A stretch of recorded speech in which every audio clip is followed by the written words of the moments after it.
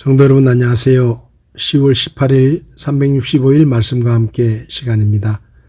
오늘 읽을 말씀은 마태복음 17장에서 20장의 말씀입니다.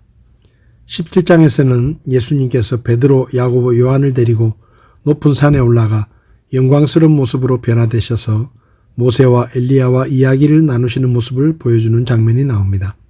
이 변화산 사건을 중심으로 믿음이 없어 병을 고치지 못한 제자들의 나약함과 예수님의 죽으심과 부활 예고 및 하나님의 것과 가이사르의 것을 구분해서 드려야 한다는 말씀이 기록되어 있습니다. 18장에서 예수님은 하늘 왕국에서 누가 큰가 라는 논쟁이 제자들 가운데 일어나자 천국에서는 어린아이와 같이 자기를 낮추는 자가 큰 자라고 가르치십니다. 또 어린아이와 같은 자를 실족하게 하지 말 것과 어린아이와 같은 자를 하나님께서 길 잃은 한 마리 양같이 사랑하신다는 것을 강한 어조로 선언하십니다. 형제가 범죄하면 3번까지 권고하고 그래도 안 되면 이방인과 같이 여기라고 하시고 합심하여 기도하는 것에 대해 가르쳐 주십니다. 베드로가 형제에 대한 용서에 관하여 질문하자 예수님은 70번씩 7번이라도 용서해 주라고 하시며 1만 달란트 빚진 자의 비유를 통해 말씀하십니다.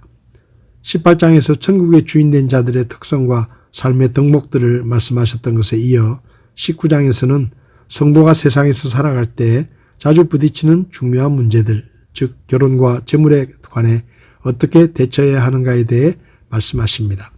어린아이들을 용납하고 그들에게 안수하시고 어떤 사람이 영생에 대해 질문하자 가진 재산을 다 팔아 나눠주고 나를 따르라 하시지만 그는 재물이 많아 근심하며 돌아가고 이 일 후에 제자들에게 부자들이 하나님 나라에 들어가기 어렵다는 사실을 가르쳐 주십니다. 20장에 나오는 포도원 품꾼 비유는 13장의 7가지 천국 비유의 연장선상에서 이해할 수 있습니다. 예수님은 포도원 비유를 통해 영생의 문제에 있어서 나중된 자가 먼저 되고 먼저 된 자가 나중될 자들이 많을 것을 가르쳐 주십니다. 이어지는 17절에서 28절까지는 제3차 순환여행과 이에 대한 제자들의 반응이 나옵니다. 예수님은 떠나실 때가 가까워지자 천국에 대해 더 많은 말씀을 하시는데 20장에서도 천국에 관한 가르침이 나옵니다. 예수님이 예루살렘으로 올라가시면서 12제자에게 다시 한번 순환에 관한 예고를 하십니다. 세베대 아들들의 어머니가 예수님께 주의 나라의 좌우편에 자기 아들들을 앉혀주시기를 간구하지만 예수님은 그들이 자기의 구하는 바를 알지 못한다고 책망하십니다. 이에 다른 10제자들이 분이 여기자 예수님께서 제자들에게 섬김의 중요성을 가르쳐 주십니다. 여리고를 떠날 때 예수님의 소문을 듣고 간절히 낫기를 구하는 눈이 보이지 않는 2사람의 눈을 고쳐 주셨습니다. 오늘 제 마음에 와닿은 말씀은 마태복음 20장 12절에서 13절의 말씀입니다. 이르되 마지막에 온 이 사람들은 1시간만 일하였는데 당신이 그들을 짐과 낮에 일기를 견딘 우리와 같이 대우하였나이다 하니 그가 그들 중에 한 사람에게 응답하여 이르되 친구여 내가 내게 잘못한 것이 없노라. 내가 나와 1데나리온으로 합의하지 아니하였느냐. 이 말씀은 천국을 포도원의 일꾼과 그들이 받은 품삯으로 비유하신 말씀에 나오는 구절입니다. 포도원 주인은 포도원의 일꾼들을 들여보내 일하게 했는데 일꾼 중에는 오전 7시, 9시, 낮 12시, 오후 3시, 5시에 와서 일한 일꾼들이 섞여 있었습니다. 그런데 주인은 오전 7시에 포도원에 들여보낸 일꾼들에게는 1데나리온의 품삯을 약속했고 나머지 일꾼들에게는 적당한 품삯을 주겠노라 약속하고 포도원에 들여보냈습니다. 성경을 보면 오전 7시에 들여보낸 일꾼들을 제외하고 오전 9시, 낮 12시, 오후 3시, 5시에 들여보낸 일꾼들은 써주는 사람이 아무도 없어 장터에서 놀고 있던 사람들이었습니다. 주인은 일할 곳이 없어 놀고 있던 사람들에게 포도원에서 일할 수 있는 기회를 준 것입니다. 저녁 6시 일이 끝났을 때 주인은 맨 나중에 온 일꾼들로부터 품삯을 주었는데 오후 5시에 와서 1시간을 일한 일꾼에게 하루 품삯에 해당하는 1데나리온을 주었습니다. 이것을 보고 오전 7시에 와서 일한 일꾼들이 더 많이 일했으니 품삯을 더 많이 받을 것이라고 생각했지만 주인은 그들에게도 1데나리온만 주었습니다.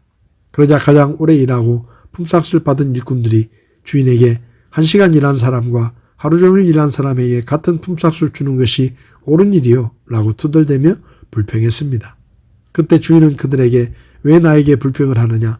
나는 당신들에게 약속한 대로 품삯을 주었다. 그리고 나중에 온 일꾼들에게 얼마를 줄 것인지는 당신들이 상관할 일이 아니다.